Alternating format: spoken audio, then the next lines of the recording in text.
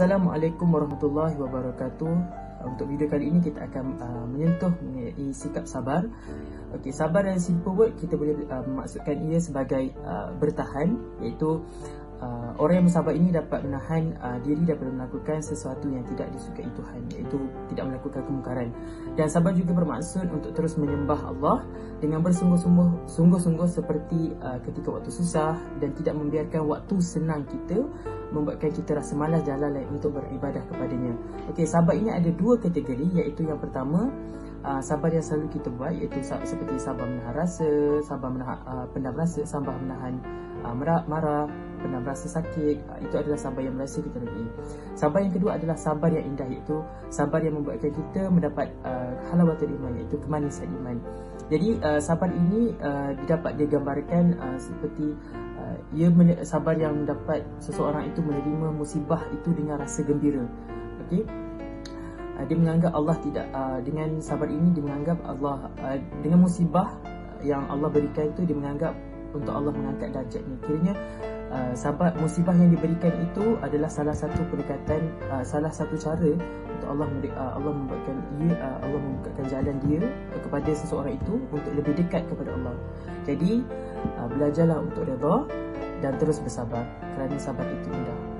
Terdapat sebuah kisah yang menggambarkan tentang sifat kesabaran Nabi Muhammad SAW.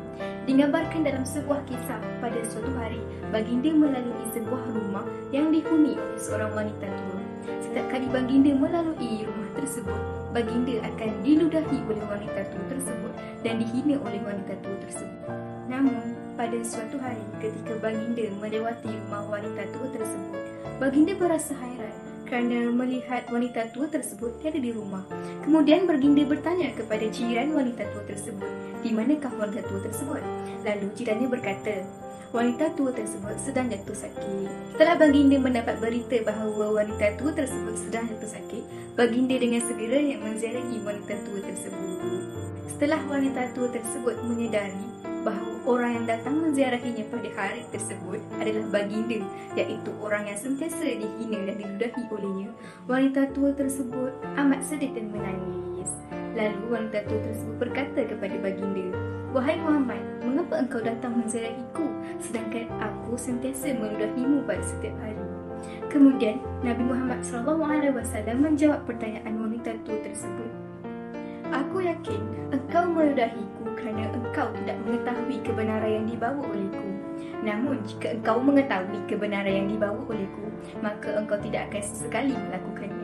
Setelah mendengar jawapan bijak daripada Nabi Muhammad SAW, wanita tu tersebut menangis lagi. Kemudian berkata kepada baginda Nabi Muhammad SAW, "Wahai Muhammad, pada saat ini aku bersaksi akan mengikuti agamamu." Setelah itu wanita tu tersebut mengucapkan kalimah syahadah di hadapan Nabi Muhammad SAW, dan wanita tu tersebut masuk Islam.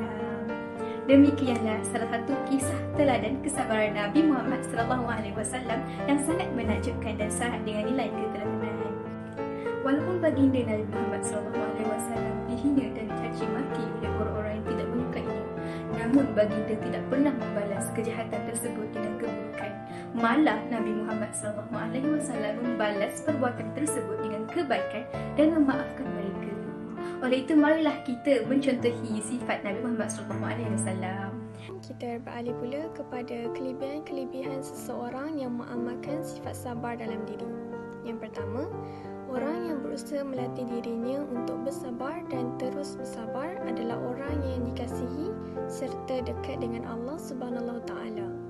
Allah akan memandangnya dengan pandangan rahmat. Yang kedua, orang yang banyak bersabar dalam membentuk dirinya untuk menjadi seorang yang penyabar tidak akan disia-siakan oleh Allah.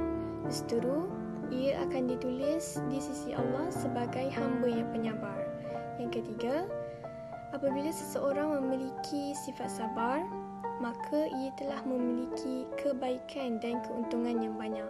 Dan yang terakhir, apabila seseorang dianugerahkan sifat sabar, maka ketahuilah bahawa Allah Ta'ala mahu memberikan ia manfaat yang besar, lagi luas berpanjangan dari dunia hingga akhirat. Kesimpulannya, keindahan orang-orang yang bersabar akan diberikan ganjaran pahala tanpa batas oleh Allah Subhanahu wa taala. Firman Allah Subhanahu wa taala dalam surah Az-Zumar ayat 10. A'udzubillahi minasyaitonir rajim. Bismillahirrahmanirrahim. Innama yuwaffas sabiruna ajrahum bighairi hisab. Sadaqallahul azim. Yang bermaksud, sesungguhnya orang-orang yang bersabar akan disempurnakan pahala mereka tanpa batasan. Itu sahaja daripada kami. Sekian, terima kasih.